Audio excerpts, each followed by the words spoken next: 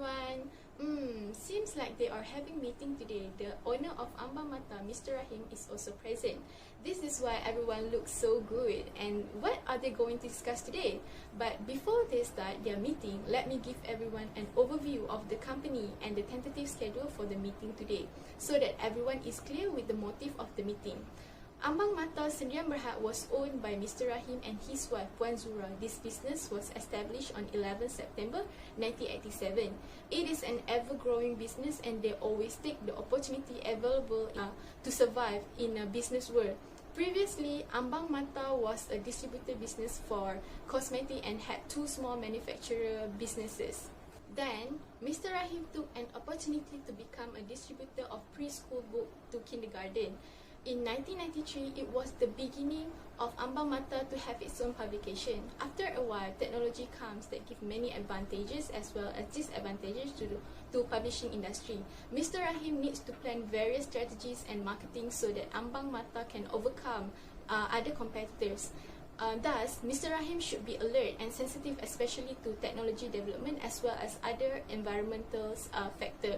This is because the impact of technology can indirectly affect marketing activities from various aspects. In today's meeting, they will discuss the product and marketing strategy of Ambang Mata with other incumbent publishers. Then, the discussion on current industry in publishing the preschool book industry. To be more realistic, the accounts executive had also prepared a projection of statement of comprehensive income and statement of financial position of Ambang Mata from 2011 to 2020 to be tabled today and their key assumption to the estimation. Finally, recommendation and relevant suggestion to Mr. Rahim. Thus, the result will assist Mr. Rahim make decision whether to go for public listing company or remain private. So, shall we start the meeting now? Let's go!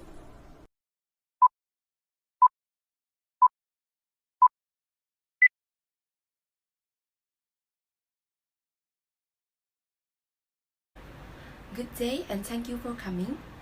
The purpose of the meeting today is to have a discussion on some concerns regarding our marketing strategy. I would like to know, is there any differences between our products from other publishers? Can anyone tell how different our marketing strategy are between them? Yes, definitely. For starters, our target market is an advantage for us. Our strategy to produce resources like Anakmu and This Is It for preschoolers proved to be very effective because there are not many publishers who are in this target market. Thus, we are gaining success among preschoolers.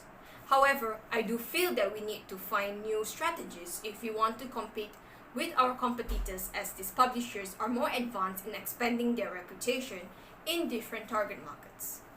I found out that we need to improve our media presence to attract more target markets, especially millennials who grew up with technology. We could use media as a medium of advertising. Taking PTS Media Group, for example, they use IT to promote their books through e-bookstores.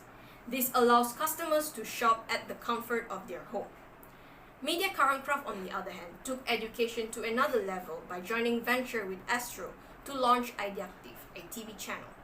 Ideactive has produced multiple programs for different genres, magazines and lifestyle, cooking programs, parenting and family, dramas, and many more, which are suitable to cater to all groups of people. It gives these viewers such entertaining yet informative content. We should also start thinking about self-publishing. Taking Amazon Publishing, for example. Amazon Publishing allows authors to self-publish the title under the promise of a very high royalty. It gives Amazon Publishing as one of the best websites for authors to publish their books and gain readers worldwide. We could also try to expand our market beyond Malaysian borders, making our publishing name known outside of Malaysia. For instance, Pelangi Publication Group set up subsidiaries in other Asian countries like China, Thailand, and Indonesia to spread their company's wing. From this comparison, I think that for Ambang Mata to survive the market, we should make new marketing strategies and at the same time keep up with what we're doing. I see. I would say our decisions now are influenced by the industry's environment. The advancement of technology and accommodative online businesses are now the main drivers of the industry's environmental change. Mr. Rahim, as we know, the publishing companies are required to be always aware with the changing environment. However, we need to maintain the books criteria and based on the current curriculum. Since the publishing industry is an ever-evolving landscape, it has been predicted that e-books will largely replace the printed books. With the advancement of technologies and accommodative online business have made the bookstores chain and online distribution of preschool books are growing stronger. The whole book process is being affected. It's also shown us that everyone can be a publisher nowadays. The development in technologies and internet is affecting the preschool books industry by opening the new opportunities and competition among publishers. We need to do our best to excel to go abroad since number of Malaysian publishers that sell successfully overseas are fewer than other countries. China and India are growing from time to time in their preschool books industry. Hence, Malaysian preschool books publishers like us needs to take any initiative to be in the same level as them. As a comparison between Malaysia and Korea, Korea has higher literacy rate as a developed country than Malaysia because children books are among the biggest book market and segments in Korea. As pandemic COVID-19 has hit all around the world in 2020, the books industry has been transformed drastically. The pandemic has transformed the ways people work in the business of making children books. It has forced the art and design professionals to re-evaluate the workflow and access. Before this, the books will be shipped out by the production department from the office. However, now the books will be scanned and separated into color proof when it is involved in physical art. As we can see in the picture, how the children picture e-books delivered to the consumer. As we can see, there are two primary ways to get the books to the market, which is through book apps or e-books. The parents and the kindergarten institution can purchase the books while comparing the price. The books will be including audio narrations, word highlighting, and clickable word audio to enhance the skills and knowledge of the children. Both primary ways to get the market have their own advantages. The e-commerce business has increased by over a third from last year at the end of the third quarter of 2020. Okay, now let us take a look at our financial projection for 10 years to get some ideas to improve our performance. We shall have Puan Noor to discuss further on it, shall we? Okay, Mr. Rahim, so this is the projection statement of comprehensive income from year 2011 to year 2020. And this is the projection of statement of financial position for the asset part. And this will be the liability and equity part. For more details, you may refer to the full report. So now, I will explain about the key assumptions that are being used to prepare the projections. The first one will be the cost of production and sales. According to an article, the selling price is between 20 ringgit and 25 ringgit. The production cost is much higher, such as the material cost, labor, and services. We calculated a realistic cost for the publications and brought the cost down into a per unit basis, as you can see from the table here. So from the calculations, the selling price per unit of Ambang Mata is estimated at 23 ringgit at a production volume of 63,000 copies. Second, the revenue projection. The projected statement of comprehensive income is the planning for the profit of the financial plan. The source of revenue has been increasing from solely selling printed publication to e-books. From the statement of comprehensive income, we can see that the sales have a steady increase up until year 2018, with an average of 5% yearly. The chart here shows the profit margin ratio from 2011 to 2020, and it is used to reflect a company's ability to earn their net profit from the sales generated. The third one is the source of equity and debt. This will be the assumption on the contributions made to the business by the ownership. Contributions are in the form of cash contributions through the share purchase and loans. The graph here shows the debt to equity ratio from 2011 to 2020, and it is a measure of the degree to which a company is financing its operations through debt versus the wholly owned funds. The last key assumption will be the salaries, as this is the most significant expense, and there are total 33 staff in our company. Therefore, it's very important to have an accurate monthly estimate of labor costs in the financial projection. The table here shows the labor cost breakdown for the year 2011 that estimates the company cost of employee benefits. That's all for my part. Thank you. From my observation of the fast-changing business environment, I am actually considering taking the company public. I would like to know if there are any possibilities of taking Ambang Mata public. I think it is possible for Ambang Mata to be a public if they are qualified based on the requirement listed by the Bursa Malaysia. Basically, there are three markets that can be registered by the company, which are main market, ace market, and lead market. Main market is the top market among the three, while ace market was the sponsor driven and lead market was the advisor driven market. The requirement needs to be considered by the company. Whether it is qualified or not can be seen by the quantitative and qualitative requirement. For quantitative requirement, a company needs to fulfill the aspects such as quantitative admission criteria, public spirit, and Bumiputra equity requirement.